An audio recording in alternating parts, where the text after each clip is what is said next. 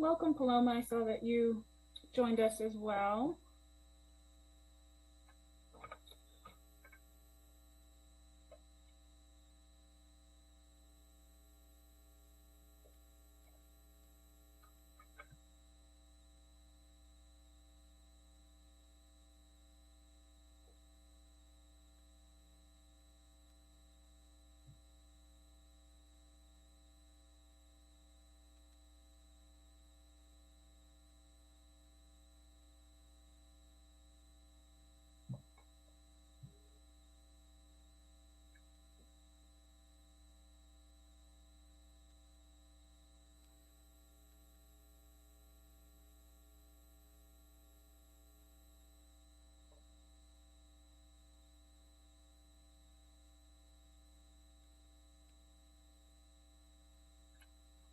So, Paloma, we're hoping that once we get to the introductions after the roll call, when we present this slide, Eric, he's going to go over the translation channels in English, and then we're hoping then through the main channel, you can go over the translation channels in Spanish.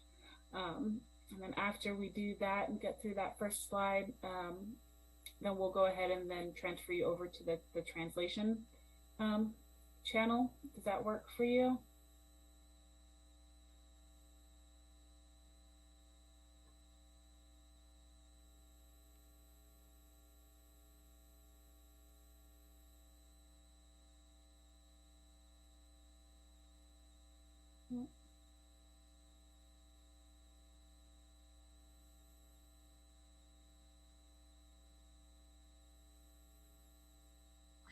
Jennifer, would it be possible to give Jackie recording permission, please? Oh. Yeah.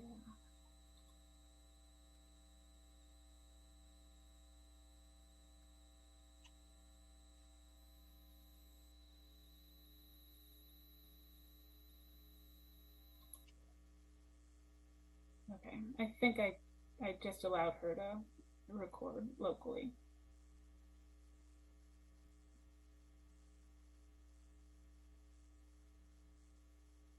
Perfect. Yep, that works on her end. Thank you. Mm-hmm. Paloma has her hand up.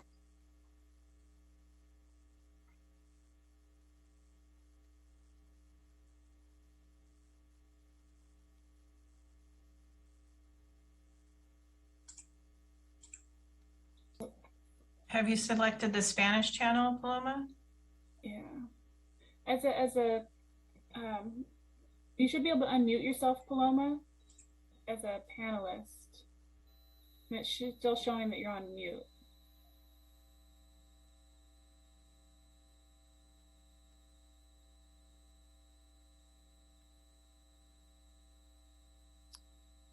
Evening, everyone. I'm going to ask staff, whenever you're ready and we get the translation and everything ready to go, just let me know and we'll start the meeting as soon after 6 as possible. Okay, hold on.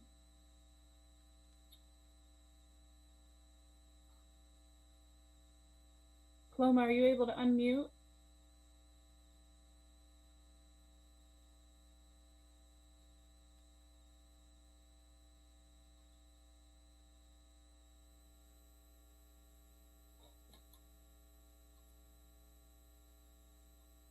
Charles, can you talk on the Spanish channel? I'm not sure if Paloma is on the Spanish channel. Paloma, can you speak now? It looks like you unmuted.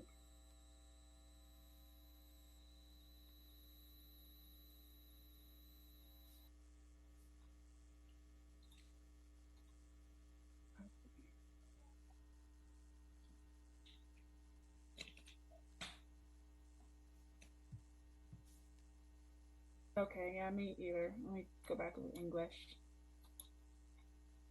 Okay.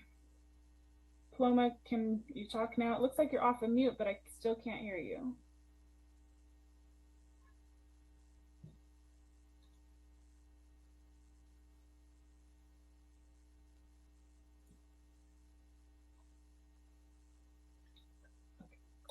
Let me.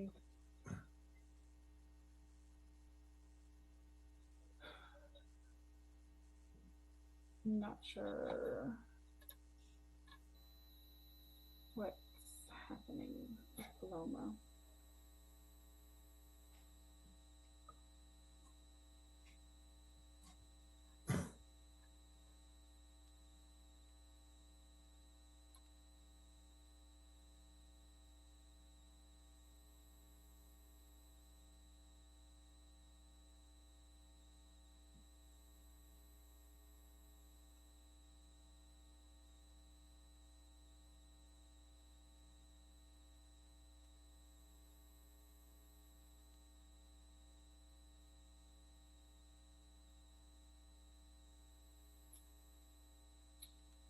Paloma, are you there? Are you able to talk?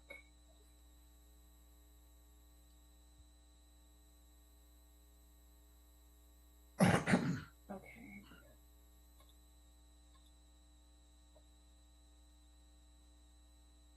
Okay. I am not sure what we're gonna do with Paloma. Hold on.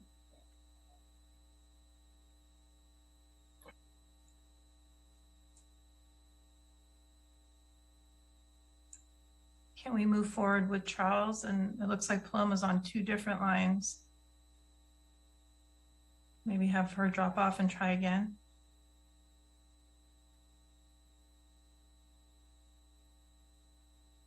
Thank you for your patience, everyone. This always works in rehearsal.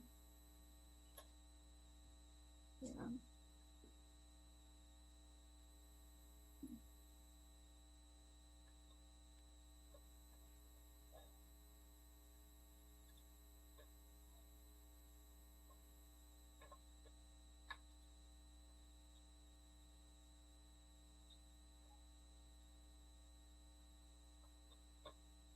Okay. Is Paloma back yet?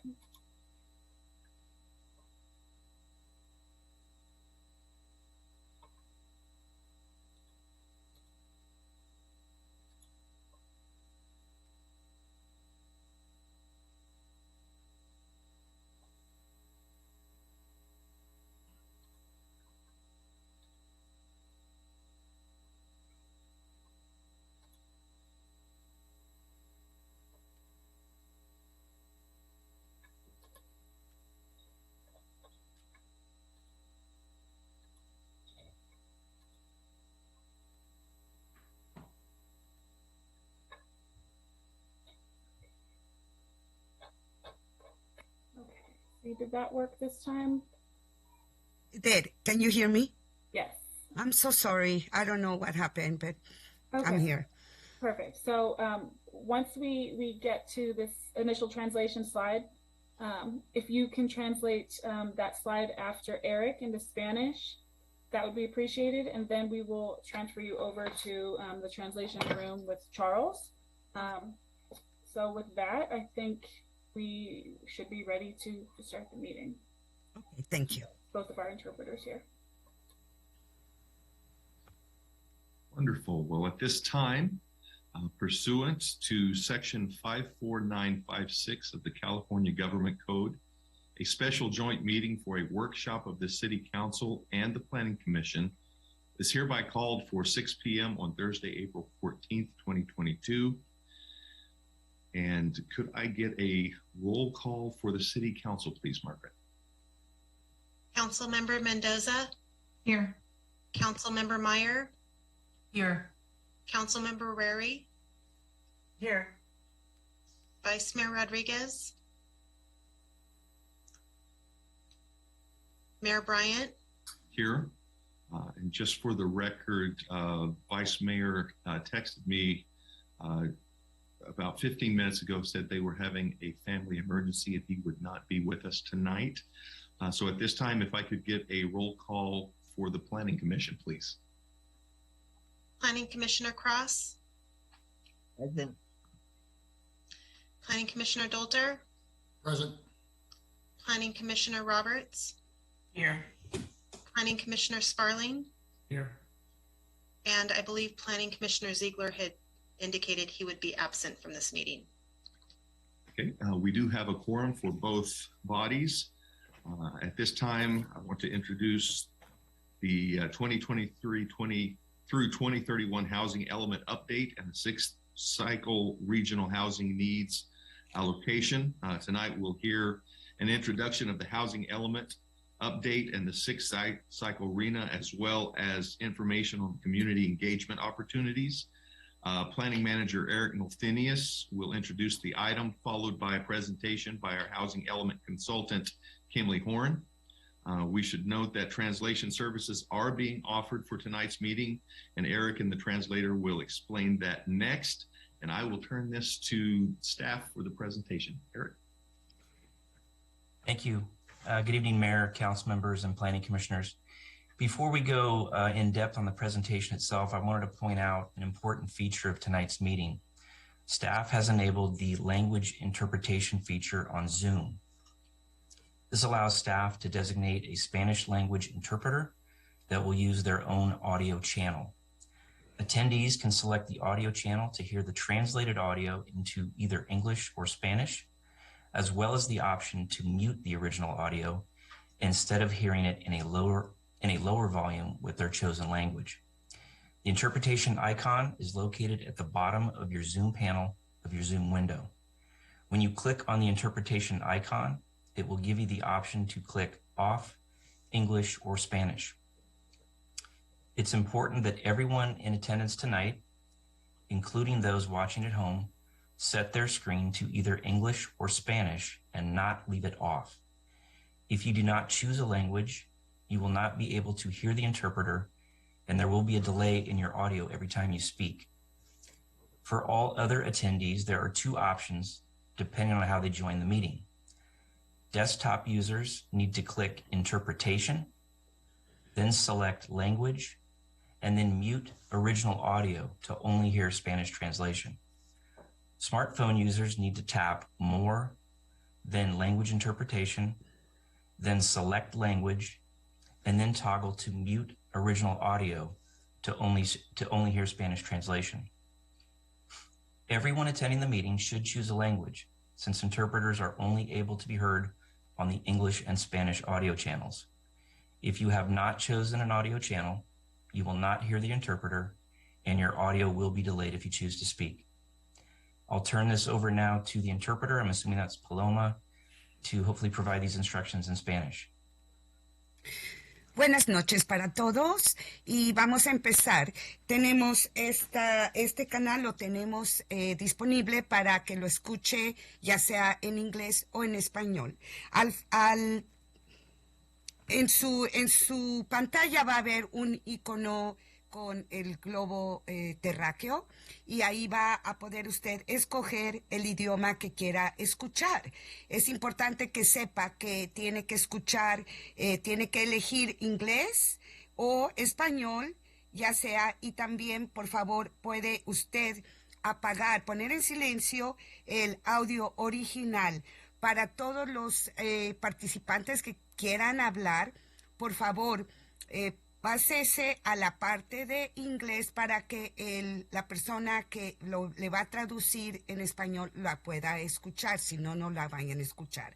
Si usted gusta escuchar el audio en inglés, escoja por favor el icono que dice N para inglés y S para español. Gracias. Thank you, Eric. Thank you very much, Paloma. So just to start off the presentation, as a reminder to the council and the commission, in October of last year, Kimley Horn was selected by the council as the consultant to assist staff with the housing element update.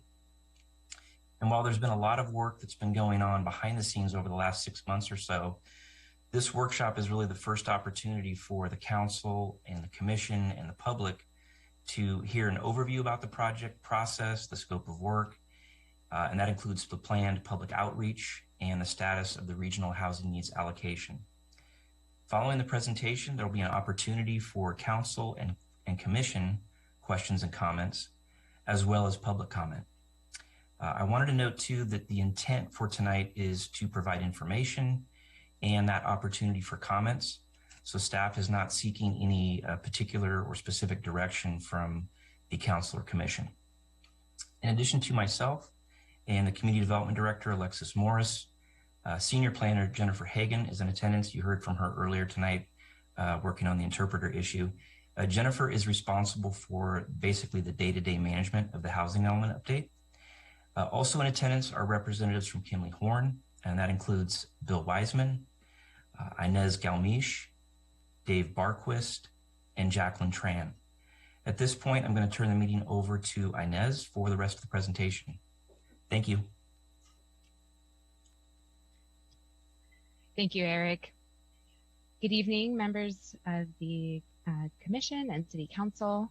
As Eric mentioned, we'll be giving you a overview tonight of the housing elements and giving you some background on the Regional Housing Needs Allocation, or RHNA, as well as community engagement that is planned for the update process, and then some next steps.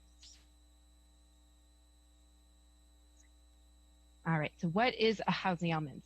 A housing element is one of the 7 mandated elements of the city's general plan.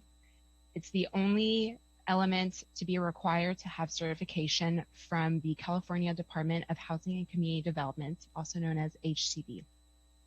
And the goal of the housing elements is to show that the city is able to address all of the housing needs of its residents and identify existing and projected housing needs by income category. To address these needs, the housing element establishes goals, policies, programs, and objectives that guide the future housing growth.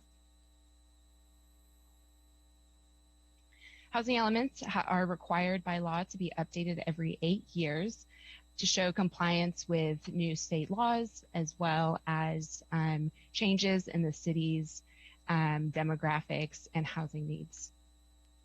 The housing element is looked at by HCD to make sure that it complies with all of the new state laws in its policies and programs. And certification of the housing elements allows the city to be eligible for state-sponsored assistance programs, grants, and funding assistance, and prevents the city from being penalized by the states. The housing element update process is also a good time for the city to be able to engage with the community and hear from the community themselves on their housing needs throughout. The housing element is made up of many different sections. The first and the groundwork of the document is the demographic profile. In this section, we look at who makes up the Brentwood community. We look at the housing stock and economic characteristics. We also do an evaluation of housing constraints and resources. So we look at the city's permitting processes, development fees, as well as market constraints that may constrain the development of housing throughout the community. And we also look at different resources that are available for the development of future housing. So this may include state funding opportunities, federal funding, and other resources available to developers to create housing. The housing element also evaluates existing housing programs and policies. So we look at the current policies and programs in the city's housing element and identify whether these programs were successful and are therefore completed, or whether they are successful and may continue on within this current upcoming cycle, or whether they need to be modified to accommodate changes in state law, or if the programs must be discontinued. We also do an analysis of sites to accommodate the city's regional housing need allocation. And in this section here, we'll identify specific sites to accommodate the RHNA and provide additional details on these sites and how we anticipate them to develop. And then lastly, We have the policies, programs, and quantified objectives to be able to achieve the city's housing goals. And so this is the most important section that establishes how the RHNA will be met over the next 8 years. So as part of the housing element update process, we have a variety of community engagement opportunities, meetings, and different documents that we'll be providing. So we'll have a variety of community workshops. We'll have the online community survey, which is currently available, and we'll have more information on that in a few slides. We'll be updating, as I mentioned, the city's demographic conditions, policies, programs, and objectives. We'll be analyzing adequate sites to meet the RHNA. We'll also be conducting a CEQA review, so looking at the environmental factors behind these projected sites and where they're proposed to develop. And then HCD will be reviewing our documents, providing some feedback, and ultimately we'll be working with them towards certification of the documents. And we'll conclude with Planning Commission and City Council hearings. All right, so the Regional Housing Needs Allocation, otherwise known as RHNA. This is established by the state to quantify housing needs within all jurisdictions across California. It's based on projections in population and employment, and it looks at transportation as well as household information for each jurisdiction. The RHNA is, as I mentioned, established by the state. HCD determines a certain number of units for each regional planning agency. For Brentwood, that is the Association of Bay Area Governments, otherwise known as ABAG. And ABAG, once it receives its distribution from HCD, will conduct fair share distributions to each jurisdiction within ABAG. So through that, the city of Brentwood received a RHNA allocation of 1,522 units that it needs to plan for over the next 8 years. What you see here on your screen is the total RHNA broken down by income category. Through this cycle, we're required to be able to accommodate a certain number of units by different income categories. And these are broken based on the 2021 median family income for a theoretical family of 4 in Contra Costa County of $125,600 annual salary. And so we have a very low income range with 402 units allocated there, 232 units for low income households, 247 units for moderate income households, and then 641 for above moderate households.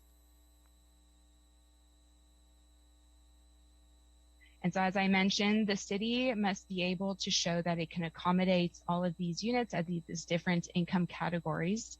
It's important to note that the city is not a developer. You do not have to build these units yourselves. The housing elements must simply show that through zoning and land use regulations, the city is able to accommodate the development of these units on sites that are identified within the housing elements, and let the markets do the rest. And so the housing element will identify these candidate sites. These are identified after analysis and consideration of existing infrastructure within the city, resources, as well as public transportation. Our current guidance on finding these sites is to look for existing residentially zoned sites, existing capacity within your specific plans, as well as projected accessory dwelling units development. And the state has permitted a methodology to be able to project how many ADUs we can anticipate each year over the next 8 years. So now into community engagement. This is a very important topic this cycle, and something that the state will be looking at closely. We have a variety of different opportunities to include the public as we move along throughout the update process. We first started off by creating the Housing Element Update website. It's available at brentwoodhousingelement.com. I should note this website was created by Kinley Horn, but it's managed and updated regularly by city staff and Kinley Horn. We'll also be planning more joint planning commission and city council meetings such as this one. We will have informational handouts available on the website, as well as printed out and available in public locations such as library, city hall, and other public areas for communities to have access to and find out about future upcoming events, information, and ways to just get involved within the process. We'll also be meeting with stakeholders. This includes community advocates, community organizations, business owners, housing developers, members of the community that have something to say about housing within Brentwood. We'll also be publishing a public review draft of the housing element around summertime with a feedback form to collect responses from the public on the documents. And then we'll be having Planning Commission, City Council study sessions, and the public hearings. All of our meetings will have Spanish translation services available. We'll also make our flyers and handouts available in English and Spanish. And the website is currently in English with the and with a setting to translate it to Spanish and Chinese. So next steps. We've already had the Land Use and Development Committee meeting last month, and tonight we're having our Joint Planning Commission City Council meeting. We also have ongoing the community survey. We'll have that open through the end of May. And then towards the summertime in July, we'll be hosting a community workshop. We'll be having a joint study session with the Planning Commission City Council. We'll also be releasing the public review draft of the documents. And then we're working towards a City Council review in December, January 2023. So as I mentioned, we have the survey that's available right now. It's up on the Housing Element website, as well as at this link here on your screen, Brentwood-info-housing_element_survey. This is important for us to be able to collect input and feedback from everyone in the community on housing. And all public comments as well as survey responses are required to be included within the housing elements to be publicly available. The survey is available in both English and Spanish and will be available until the end of the month, at the end of May, excuse me. And that concludes our presentation.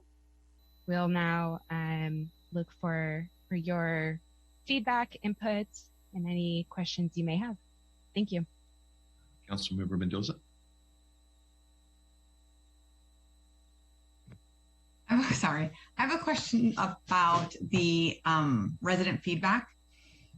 How do we incorporate this? Because it seems to just be a calculation. So when does resident feedback come into play, and how much can residents actually change the outcome?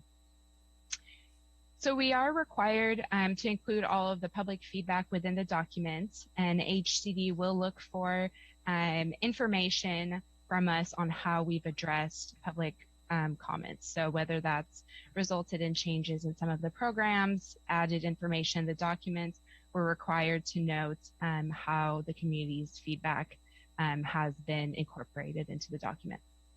But you can't necessarily change any calculations. You can't change any numbers based on resident feedback. Like we have 1522.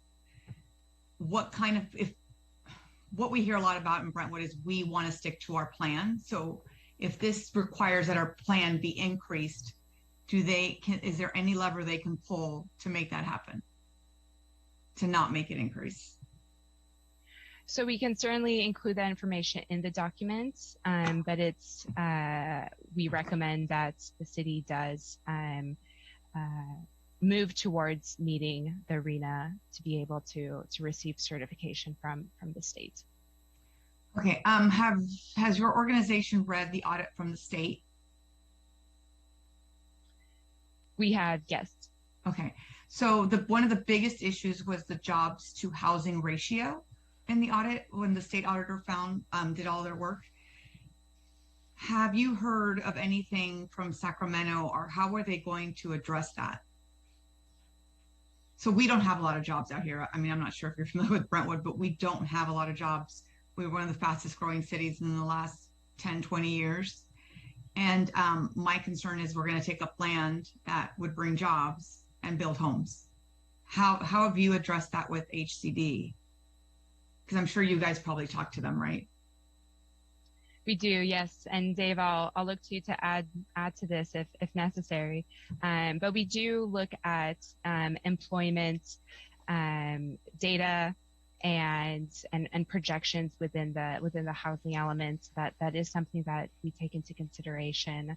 As far as the report, it is still new, so we haven't run into any issues in other jurisdictions regarding it.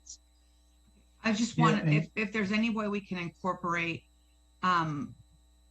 the root data that they use to come up with our 1522. I don't know if that's possible to add as an addendum to our submission. I know we have to stick to the 1522. Yeah. But if there's any way to have an addendum that states why this number is so out of whack for our area, because their base methodology in the calculations were wrong, that would be fantastic. I don't know how you would incorporate it. And if I can add to that, the housing element is essentially a city policy document, and so there is considerations at the local level that take precedence or of importance. We all know that the RENA process, there was some discovery of some potential flaws in that and challenges as it relates to the, getting the numbers right. That's a challenge, but we do not want to ignore the local conditions and the desires that you and the council and the commission have to see what's fit for your community. That being said, we are stuck at this point with the RENA allocations we have, unless there's a change in legislative action by the governor or whomever to change that. That's the planning process that we will take to get to a compliant status. Other influencing conditions and considerations are certainly as important as what the state's requiring us to do as well. Yeah, so if we could just, and I don't know if that's for my staff or for you, I do want to make a comment in there that if we legally, if we upzone to meet these numbers, state law says we can't downzone anymore. So Marina's saying 1522, we upzone areas for 1522. They redo the calculation, figure out, oh, you know what, Brentwood should have just been like 1200. So also a comment in there saying that if we are upzoning and the numbers are redone and we find we have to downzone, there should be relief for cities that were forced to upzone. So have you come across that at all? That has not occurred in terms of the the no net loss and the down zone, up zone considerations. That has not happened yet, and I don't know of anything across the state that I can give you an example. We could do a little research on that and give you any findings that we feel is appropriate if it's at your pleasure. Okay. And then my last question is, I know that Southern California had almost 100% of their housing elements rejected first round. Do you know what the top reasons were for rejection, and how do we avoid those same Yes, roadblocks? and again, the SCAG region, and that's the Southern California, essentially the LA region. There's approximately 200 cities. As of, I think, yesterday or today, the seventh city received a compliance letter. So you have approximately 193 out of the 200 that are still in non-compliance. What are the biggest issues that are coming and challenging to the city is affirmatively furthering fair housing and the requisite analysis that goes with that. That is a new requirement in housing elements, and it's fairly complicated. It's probably going to be about 90 plus pages of analysis just in the housing element itself. That has become a challenge because the states, the requirements of the law are not supported so much by guidance from what the state's expectation or understanding of that law is. And when I say the state, I mean HCD. The second part of that is the sites analysis and the validity or the use of identification of sites to accommodate your future RENA within the planning period. That's a key clarification. But what are the supporting criteria and evidence that would suffice to consider those to be appropriate sites to accommodate your future RENA? Those are the two main things that we're seeing in across the board. Okay, thank you very much. Mm-hmm. Thank you, Councilmember Rary. So I just want to further clarify, because one of her last questions was what I was going to start mine off with was that, okay, let's say that we do find that currently we don't have enough to meet. And I think it's a high level of zoning in each area that we have. I think we're pretty close to being able to not have to upzone in any areas. But let's say we had to upzone quite a few areas. From what I was reading today, it specifically said that while they understand that the jobs to housing and some of these other things may not be accurate, they won't make any changes until the next RENA cycle, which is 8 years from now.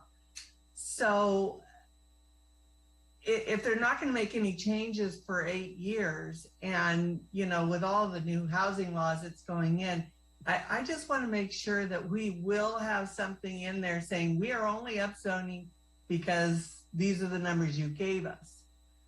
If it's determined that your methodology was flawed, we want the ability to downzone those areas and possibly downzone even more if we found that we didn't need to have even those numbers. So that is something that's going to be able to be included in our package that goes forward. So good evening. I don't know if you can all hear me. This is Alexis Morris, Director of Community Development. So as Dave said, this is a city policy document. So we can certainly build in policies that are reflective of the, I always want to say Attorney General, it's the auditor's report. When it comes to downzoning, though, we have to be careful how we describe that. I just want to caution because of SB 330. So that's a whole another level of laws. Yeah, so we would craft policies that hopefully meet those different masters, right? And I understand this is a policy, but let's say we look at all of our zoning, and based on that 1522, we say there's no way in the world we will ever meet that 1522, that we need to go back in and rezone this area and rezone that area in order to accommodate those. We're now in that catch-22 because we've used flawed methodology and flawed numbers that 8 years from now, they say, oh, you know what? We were wrong. You guys didn't, those numbers were only supposed to be 1,000 or 900. And so we've already upzoned those areas because we had to in order to show that we could accommodate the RENA numbers. So while it is policy for us, we have to be able to show that we literally can. Otherwise, we're sending them a document saying, yeah, we can do it. But our general plan says, nope, there's no way in the world that you're going to make those numbers. So, you know, we're in that catch-22. We got it upzoned, but then we can't bring it back to the previous thing because of SB 330 and whatever new law that they pass out there. So that might be a good topic for a LUD meeting to come up with some of those policies and see if we can thread that needle, right, between what the message that the decision makers in the council wants to send with policy and not trip on some of those other state laws as well. That might be a good focus conversation. Okay. Now the next thing, and I attended the ABAG Regional Housing Technical Assistance meeting, and that they said that this is a state contract now that we have to do this. Now, granted, we don't build houses. Let's say there's a downturn in the market and nobody's building. We're back through, a 7-year recession and no houses are built. This is a contract. We've got to be meeting these numbers. What happens during that period of time? I mean, it's saying, based on what I was reading in the packet, we may not get any regional infrastructure funds that are grants that we're applying for, whether it be state or federal, as well as other grants that are out there. So first is a contract, but what happens if builders don't build because we don't build houses? And Dave might be able to answer in his experience. That happened in the fourth cycle, happened statewide. It was catastrophic. And so but it's not so back in the fourth cycle, it was a state contract. Well, it's a state contract. It was a lot looser, yes. Yeah, it was a lot. It was a different process. Whole different process yeah. than what it is right now. That's a very good point. And I think Dave could answer if God forbid there is another recession in this next 8-year cycle or a significant slowdown in the market. And let me find a way to phrase this without editorializing. One would hope HCD would see the implications of that statewide. And there would be some methodology, some process through HCD and the state legislature to give us some relief from these obligations, as you said, have much more teeth and they're focused much more on enforcement than they ever have been. If these numbers become a paper exercise and they cannot be produced because the bottom falls out of the housing market, one would hope that the legislature would not penalize us again because we cannot produce housing if there is no market for it, right? Dave, I don't know if you have any more eloquent way of addressing that. That was as eloquent as you can get on it. But the new accountability enforcement provisions in the state law is making it, a much more challenging task. And with the combination of accountability enforcement provisions and excuse me for using all the terms, but AB 72, SB 35, SB 330, there's a lot more teeth in that accountability aspect of it. The challenge comes in is when you have your jurisdictions, you and your neighbors, is you're not in the housing element or housing development business. So you have to rely on what the dynamic of the market to perform that. But at the same time, you're accountable if it doesn't. So that's where that rub is. Now, when it comes to that future, it's a conversation that you're not alone having. Many jurisdictions throughout the state are really struggling and grappling with this issue of how do we, as we move forward, are we accountable for things that are not, that are out of our control, so to speak. It is something that the state's aware of. It will take some legislative action. We just need to let that play out over the course of time and watch very closely with HCD's, accountability and enforcement unit that's new and the behaviors that they're taking in implementing, the compliance with these contract that we have now. So it's going to be, it certainly will be a rough road. There are certainly some challenges. They're just inherent within the laws itself. We have to, unfortunately, comply with all the laws that are currently on the books. And should those need to be changed, there's some level of action that you at the local level and with your legislators have to take to compel. Vote new people in. Sorry. All right, thank you. Councilmember Rary, if I can add just one point too. I think you're referring to the language in the staff report on page 2 that talks about some of the consequences of having a housing element that's out of compliance. And that really is sort of a list of the potential ramifications of either failing to adopt or failing to maintain a document that plans for what we have been assigned to plan for, not that fails to produce. So just to make clear, yeah, I understand your concerns, but in case the staff report wasn't clear on that point. Commissioner Roberts. Thank you.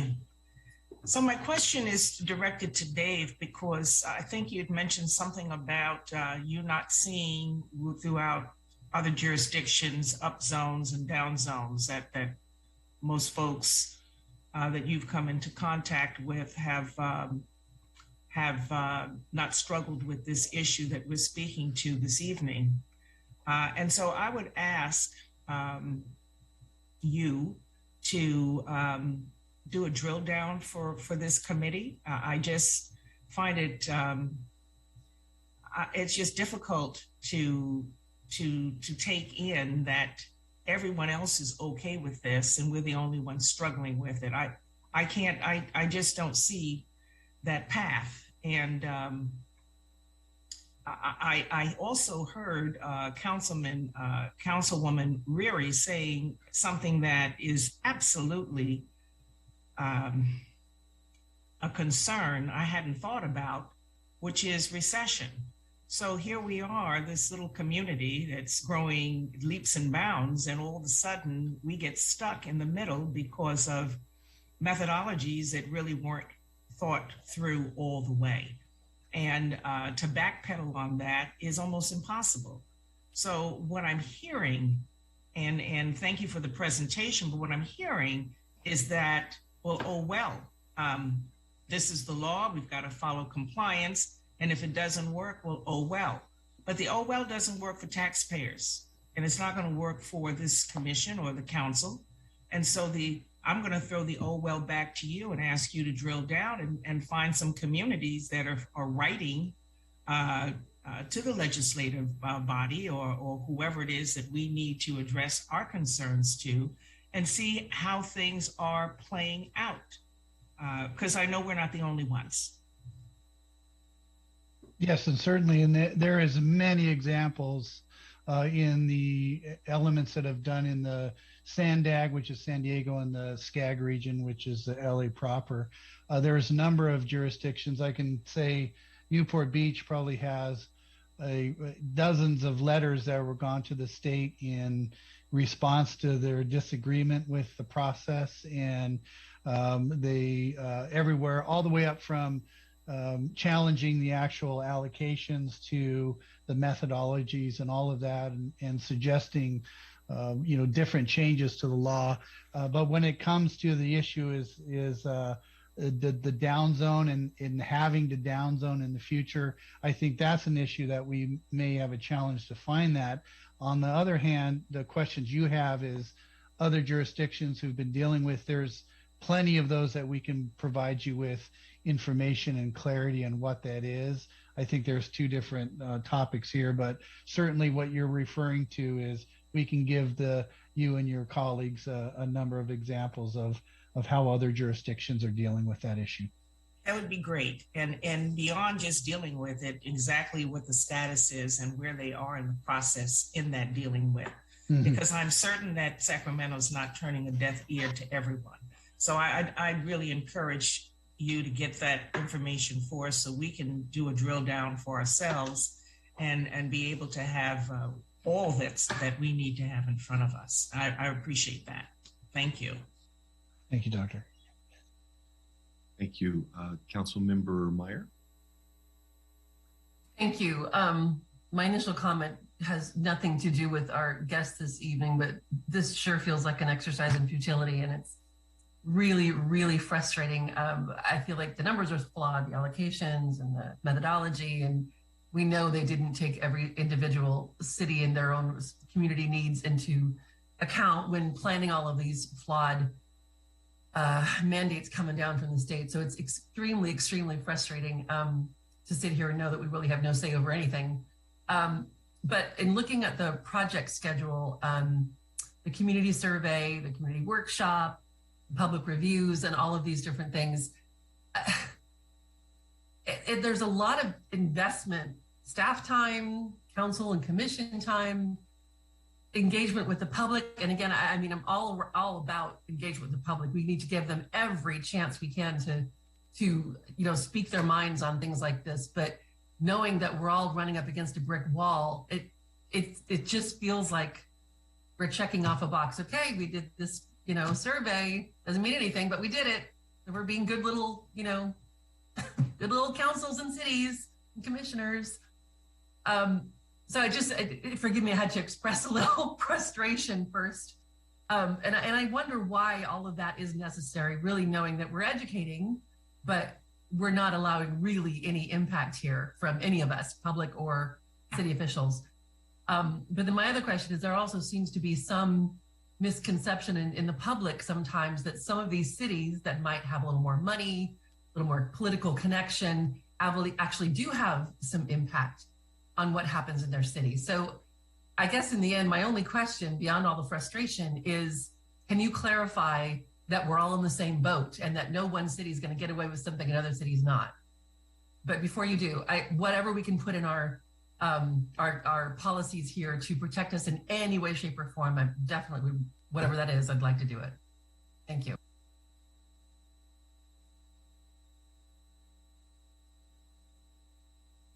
Commissioner Sparling.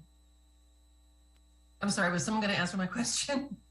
I get lost. Sorry, yes. Yeah, Dave, could you answer the question about whether or not we're all in the same boat? We're all in the same boat. And just for the public to understand that really, yes, as much as we might get frustrated, and this community has money, this one knows the governor personally, but we still have no different say in what's going on here. Yeah, everybody's is under the same obligation and the same requirements. So there's equal when it comes to that. So your answer is yes. And I think it's particularly telling that about just under 200 cities in Southern California, if you want to talk about wealthy cities or cities that might have political clout, if that's, the criteria we're using, still don't have certified housing elements. We're all in the same boat in this state. Thank you. Thank you. Commissioner Spalding. Thanks, Mayor. I probably have to be careful with what I say because this is pretty frustrating exercise. I guess I'll start with this. If this is a contract with the state that we have to sign, right? There's no private business that ever would sign an agreement that says you're responsible for what a third party builds, right? Because the problem with this process, because the process is wrong, the numbers are wrong, the audit shows that, is that it doesn't take into account, certainly there's probably many cities like Brentwood who are on the edge of a job area. Brentwood is not a job area. Even at the low income, it's $68,000 for a family of four, that comes out to be about $33 an hour, roughly, before taxes. After taxes, it's much less than that, where you're going to, even for rental, you're going to take close to 50% of the income paying for rent. And we can't control what the builders are going to charge for either the homes that they're sell for or the rents that they're going to charge for. So I don't think this actually solves anything. It just puts us in a place that's very difficult. And as Councilmember Myers stated, we're just being told what to do. And it's very frustrating because this isn't planning. This is dictating what we have to do. Planning also includes the proper infrastructure for the increased housing. It includes an actual plan. This is just build homes and hope people charge the fair rate, which we all know will not happen. So it's a fairly frustrating process. So I appreciate the work going into this. I know it needs to be done, and I know it's frustrating probably for everybody. And I know members of the public who are probably going to speak under public comments are going to echo my concerns. So I don't know that I have actually any questions, but this is not planning. So it's pretty frustrating to have to do this. And one of my concerns about this is we have to upzone areas of the city, and then we don't know the impact of, is it SB 9 where you can split the lots into 4? We don't know how many residents are going to decide to do that. So we could upzone, and then all of a sudden we could have 100 lots, and we can't stop that from happening. And now all of a sudden we're way over our RENA number. And again, so that's why this is not planning. This is a fairly frustrating exercise, probably for everybody on this. The intent is good, right, to try to get affordable housing, but this does not actually ensure that we will have affordable housing for the community. Thanks. Thank you. Commissioner Dolter. Yes, thank you. I certainly agree with all the previous speakers. This is not planning. It's a frustrating process. The process might be okay, but this is really not the way to do it. I hope that we heavily editorialize in our response to the state and include all of these comments that, particularly about the flawed data. And I would also point out that it appears that all we have to do is accommodate. We don't have to build it, but we do have to accommodate. And that accommodation is based on existing infrastructure, not what's in the capital improvement program, not what's in any wish list in the other elements of the general plan, but on the existing infrastructure today, not next year, the year after, but today. That's what it says in the law. And it's based on the existing transportation, and it's based on existing resources. So we have some limitations, even with, in including the flawed data, we have limitations on what we can do to get to the 1522 in any event. So again, we need to keep the legislature informed about all the problems with dealing with this requirement, and we need to heavily editorialize in our response and include all of these comments and the responses of the other cities as well. I'm sure they're going to have some things in their responses that we haven't thought of yet, but we need those in there too. So we need to communicate with our sister cities all over the state and make sure that we have a cohesive answer to this. Thank you. Thank you. Again, I'm not going to repeat everything that everyone else has said, but I completely agree with everything that's been stated. I will say that at the Contra Costa Mayor's Conference, every single city, every single mayor in Contra Costa has exactly the same comments to make, the same amount of frustration. And so I really do feel exactly what Council Member Rary stated with all of the regulations that we're dealing with. It really is, it's a catch-22. And the thought that they may come back, the state may come back and reduce the requirement is In my opinion, it's somewhat unlikely that once the state gets similar to a tax, once a tax goes in effect, usually that is a permanent situation in certain circumstances. I can only hope they do the right thing during this time. If there are no more clarifying questions of staff, at this time we're going to open public comment, and I'll turn it to you, Margaret.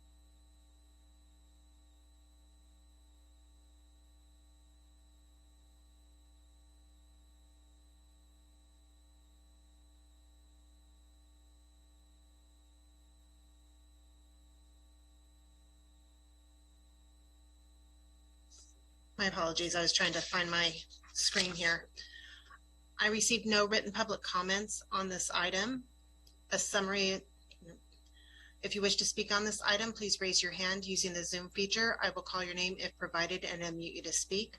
Remarks are limited to 3 minutes per person, and your microphone will be muted after the timer has expired. Speakers requiring interpreter assistance may be allotted 3 additional minutes. I have 2 speakers with their hands raised. I'll go ahead and call on Danny Dorman first, followed by Carolina Villaseca. Mr. Dorman, go ahead. Great, thank you. I actually wrote this down to make sure I got it right. All right, so let's talk about today's commission workshop. I wish I was better prepared for the 6 p.m. meeting. Unfortunately, I have a life, as much as it seems that I don't. And in listening to this, it seems like I'm not the only one unprepared. This missive is a combination of questions I'll ask and comments I hope to make. The biggest one is getting the non-answer answers from Kimberly Horn. Jovita asked, I don't know if any of her questions were actually answered, and that was frustrating. Then you talk about unprepared. I just did. Meetings for another time. That time can be slow walked until we're backed into a corner. And I don't know, is this their first meeting of this sort? Because if we are, oh God in heaven, we're in trouble. If this isn't their first meeting like this with another city, then why aren't they prepared? These questions seem to be, before you even get into the technical stuff that Jovita and the Planning Commission asked. These guys doesn't seem like they're prepared. So what's going on with that? And hope. Anyone who relies on hope, oh boy, I have a bridge to sell. And when we talk about growth, and this is the big one for me, we're talking about land that may be owned by Sino and None. So are Sino and None part of this land use area targeted? And then lastly, because I'm running out of time, who are the specific stakeholders when you talk about the public side, and how do I get in on it? Because it seems like it's the same cast of characters who will do the same rubber stamping. And as it's been noted time and again, yeah, this seems like an ultimatum. And I'm getting the sense of, oh, well, from the people who are supposed to represent us.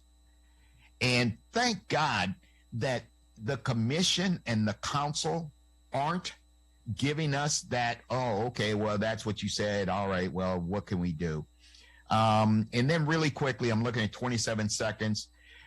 When you talk about these arbitrary numbers, what if we don't meet it? What is the or else? Because I didn't catch that. Are we fined? Are we kicked out of the island? What is it? Or is it just sable rattling? And with 10 seconds left, I hope that Johnny and his family are fine, as long as it's not the Nuncino family.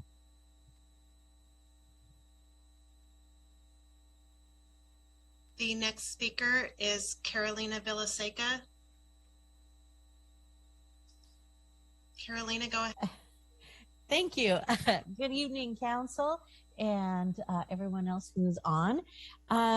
There is actually a way that we could, it's going to take a lot of work, to stop this, and that's a constitutional amendment. And there is actually a movement underway to get this done.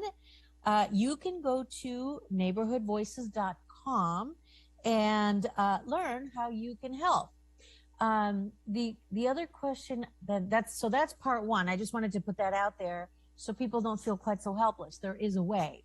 The other question was, aside from doing neighborhoodvoices.com, if we, the public, wanted to send letters to Sacramento, which is a city, who specifically should receive these letters in the Sacramento state government? Who would listen? Maybe, I mean, not listen, but if they get a flood of letters from people, who do we send them to that would actually have the ability to go to a state meeting and say, hey, we have a problem. We didn't think about this. Like, who would be receptive in Sacramento? There's a lot of people in Sacramento. And I wouldn't even know where to start between committees, subcommittees, assembly people, senators. So if you have any ideas, because it's not hard to write an email. It's not hard. And sometimes that's what it takes. So if there is some guidance you can provide, and one more time, neighborhoodvoices.com, we have to approach this from several different areas and make some noise. So please advise. Thank you.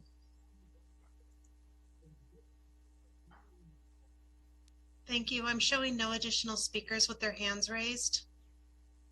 Okay, this time then we will close public comments. And if we could have someone from staff or anyone that has the answer to answer Ms. Vilseca's question, I think those are very, very good questions as far as our residents. What is the office that we send these to? What's the best way to do that? So I don't know if Tim or Dave has any ideas about who are the best contacts in the legislature. That's a little beyond my area of expertise. Yeah, I would defer it, based on your local condition, who to contact. You can always send information to HCD, and that usually trickles through to the legislature. So, we certainly could be helpful. Provide you with contacts and information if you so needed that. Yeah, Carolina, if you would send me an email through our website or just at jhagan@brentwoodca.gov, I'd be happy to work with you the next couple of days to get you some contact information and see how we can best connect you to the state legislation. We can also put information on the city's website for informational for our local representatives, as well as HCD contact information on our website. Yes, I do want to include our local representatives, senators, congressmen, assembly members. Those are the ones that we directly have connection to. Would love to have that information up on our city website so that anyone can have access to that easily. Councilmember Mendoza. I want to make a correction real quick on Carolina, and thank you, Carolina, for the plug. We are going to try again for a constitutional amendment in November of 2024, and it's ourneighborhoodvoices.com. You go, sign up, learn what it takes to overturn these rules. We will be collecting signatures to get it on the ballot. It takes a lot of money. It takes a lot of work. So if you could sign up to help, that would be fantastic. But in the meantime, just so everyone knows, Senator Glazer and Assemblyperson Frazier did vote against this. So we actually, a lot of people locally sent letters. So it does help when you reach out and send letters. They listen to us at this point with this, I think it's AG Bonta. I don't think any individual specific senators or assembly people are going to do anything at this point. AG Bonta is the one who has come out with his, I don't know what, I mean, it's a group of it's enforcement. Like, they're going to go out and enforce this. And I think one of the questions that Danny Dorman had was about, what is this or what else, or else kind of exercise. we have to do the exercise. We have to identify all of the sites. And like they mentioned, cities don't build it. So we identified it. That's our job. We did our job in that regard. Then it's up to developers to build it. We have to follow the rules that they're creating to streamline building, which some of us might not be happy with because they take away local control. So every time you see a bill coming to Sacramento, that's when you should speak up. And there's a lot of bills. I mean, we just passed the ADU bill. I mean, they passed the ADU bill. And right now, ADUs are 1 story. Next year, your neighbor could build a 2-story ADU. So I think while this is an exercise of identifying sites, the questions are coming in from our residents of what they can do. And it's pay attention to housing legislation and reach out and make comments, share it on your social media, because that way your friends and neighbors find out about it too. But I don't think there's anything nefarious going on. I know some people do. The city's not doing anything. I don't think our consultant is doing anything. Our consultant is doing exactly what they're supposed to do per state law. So we're all in the same boat. I don't think anyone feels very differently than our callers do. So please don't think that anyone's up to anything when it comes to this, because we're not. And that's all I had to say. Thank you. Commissioner Dolter. Thank you, Mr. Mayor.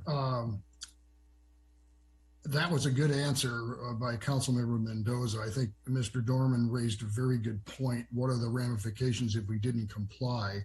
If we didn't comply and not send in the report, we would not have a certified housing element, obviously. And to a lot of people, the results of that would be the city not being able to, among other things, approve subdivision maps. And that would appeal to a lot of people in town, I suspect. But the point is that, and to follow up on Councilmember Mendoza's comment, the council and the planning commission and the staff and all the consultants are all going to work together to comply with this particular requirement and get the report in. There is nothing nefarious going on. We're going to comply. We're going to send it in, and hopefully it'll have all of these comments about what is wrong with the data and the requirement and the premises upon which the requirements are based. And again, you need to talk to your state senator, and you need to talk to your assembly person. That's how to get the legislature to change their mind. And the fallback is a constitutional amendment or an initiative process. That threat is always helpful, and it should be out there as well. Thank you. Councilmember Rare. So while I don't have any problems with housing developments not being approved, by not turning this in, a question to either our attorney or to the consultant: if we don't approve the housing element, it could be turned over, like planning applications, residential, commercial, could be turned over to a judge for approval. Is that correct? You're right, Councilmember Rary. Among the many consequences of not getting a certified housing element are the potential for a court to take control of our local land use decisions that would otherwise be in your hands. In addition, there are potential fines and fees. We could be looking at paying attorney's costs. We would be ineligible for a large number of grants that we look to for funding various projects around town. You're right that we would not be able to approve subdivision maps, and whether or not that's an issue for you, it would be one of the things that would be taken out of our hands. So there are a number of very real consequences to failing to do this. Yeah. All right. Thanks. I just wanted clarification of that. So yes, there's a lot that can happen. And one other thing that can happen is right now, Katie, how often do we do this process right now? Every 8 years. And if we don't comply, it goes to every how many years? Well, 5, but we'll see if that changes. Yes, and it's a very expensive process. So we don't want to be doing it every 5 years and spending our city money every 5 years versus every 8 years. So yes, that's another thing. It's expensive just internally if we don't do it.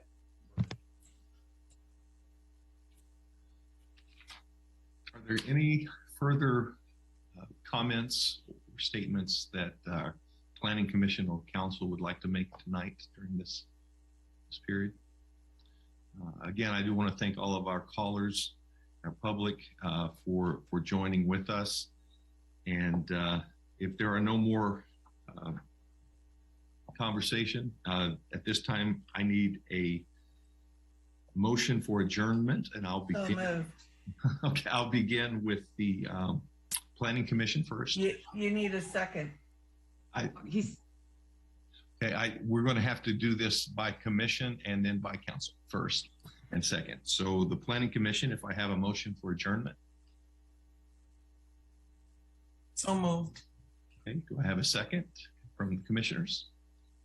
Second. Roll call vote for the commissioners. Motion for adjournment, please.